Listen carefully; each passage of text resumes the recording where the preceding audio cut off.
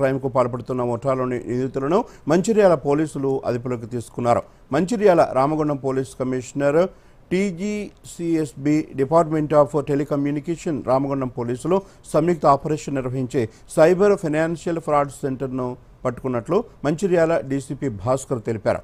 ఏపీకి చెందిన యాండ్రపు కామేష్, జగిత్యాల జిల్లాకు చెందిన బాపు బాపయ్య, బాపు మధుకర్, జన్నారం మండలం కృష్ణాపూర్ గ్రామానికి చెందిన బొట్ల రాజేష్, ఆంధ్రప్రదేశ్కు చెందిన వేదాంతపూర్ గ్రామానికి సంబంధించిన సాయికృష్ణ అలియాస్ జాక్ కలిసి ఈ సైబర్ క్రైమ్కు పాల్పడుతున్నట్లు వెల్లడించారు. వీరంతా మంచిర్యాల జిల్లా జన్నారంలో ఒక ప్రత్యేక డివైస్ ద్వారా 250 సిమ్లతో ప్రత్యేక సెటప్ను బోడా ప్రభాకర్ ఇంట్లో ఏర్పాటు చేసుకున్నట్లు చెప్పారు. 45 రోజుల నుంచి రోజుకు 12,000 మందికి చొప్పున కాల్స్ చేస్తూ సైబర్ క్రైమ్కు పాల్పడ్డారని తెలిపారు. ఈ సిమ్లను ఆంధ్రప్రదేశ్లోని మన్యం జిల్లాకు చెందిన ఓ వ్యక్తి వద్ద 4 లక్షల రూపాయలకు కొనుగోలు చేశారని గుర్తించారు. ఈ కేసులో ప్రధాన నిందితుడు జాక్ పరారీలో ఉన్నాడని తెలిపారు. ఈ బాపు బాబాయ్ అనే వ్యక్తి 2024లో ఫారెన్కి వెళ్ళడం కోసము చండీగఢ్లో ఒక కన్సల్టెన్సీ దగ్గరికి వెళ్ళడం జరిగింది.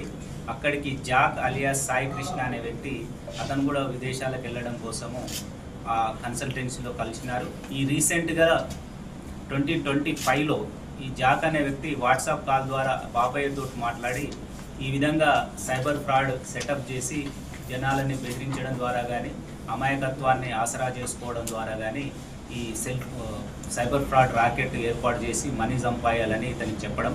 ఈ జాక్ అనే వ్యక్తి ఈ 5 రకాల SIM porting technical devices and కొన్ని సిమ్స్ ఇచ్చడం జరిగింది. క్రీడలు సామాజిక